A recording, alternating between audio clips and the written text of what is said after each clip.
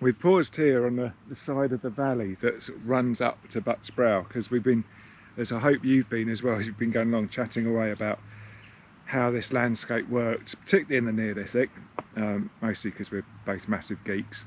And it's just such a distant time that it is one of those things that, yes, you base it on archaeological evidence, but then you've got to look at landscapes and look at like population estimates and things. And we were chatting about where people lived, because we don't think people are living up on these. Yeah, there's no evidence of them living up there. They're going to be living in valleys, you're going to be living near rivers and things like that.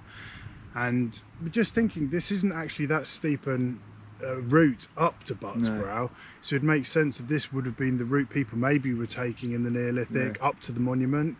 Maybe they were living down in Jevington. If you've got Roman and Saxon evidence and medieval in Jevington, it's obviously a place to live. There's no reason why Stone Age people weren't living there. And you've got an argument that sort of the South Downs Way might be a much older trackway, but locally this would be a perfectly good route up to Butts Brow, as some of the other routes. Like if you come up, walk up to the car park, it's pretty steep, that route. This would be a much easier one to walk up. Yeah, and you've got your natural resources around you as well, haven't you? That's the other thing. And it's great grassland now, but obviously partly wooded then, and clearing the woodland away. So it's quite complicated though, isn't it? I don't know, I mean, I tend to think, I think you do, but I'll let you answer, about the people are moving from place to place still in the Neolithic. The farming isn't settled down. Yeah, it's the Middle Bronze Age is when you get the farmsteads and the actual sort of field system starting to come in. At this point, originally it was thought that the Neolithic people settled down and started farming, but a lot of the evidence over the last 20 years looks more like if you plant a crop, you can come back to it in 6 months. So rather than ceasing being hunter-gatherers, they're still moving around, but you might be staying in one place per season a bit longer or something like that. So.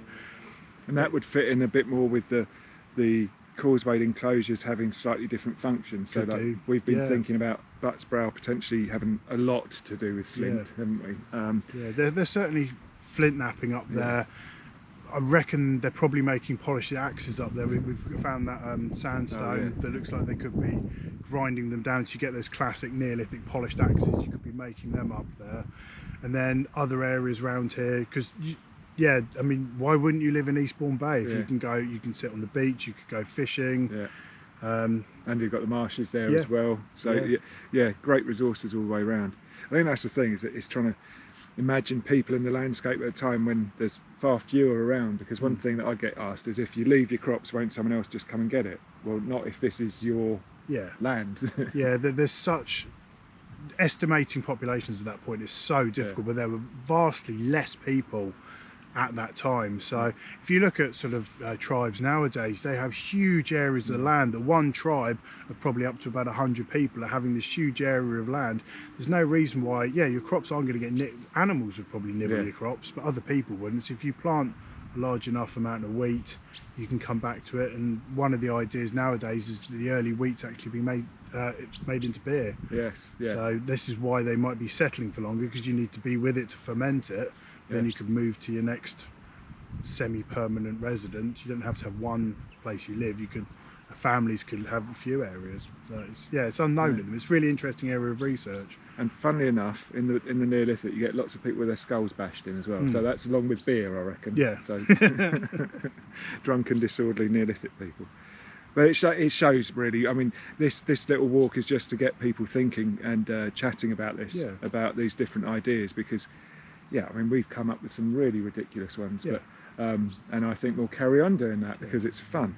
And you don't know the answer at the end of the day, and that's one of the most interesting things, particularly with prehistoric archaeology, is the interpretation that goes on, and they're changing ideas, and they're discussing it in the first place with colleagues and friends and anyone really who's interested.